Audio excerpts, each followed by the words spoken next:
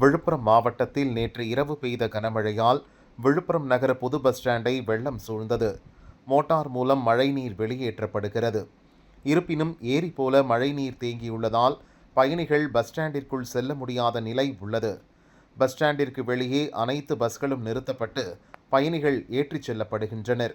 இதனால் அப்பகுதியில் போக்குவரத்து பாதிக்கப்பட்டுள்ளது.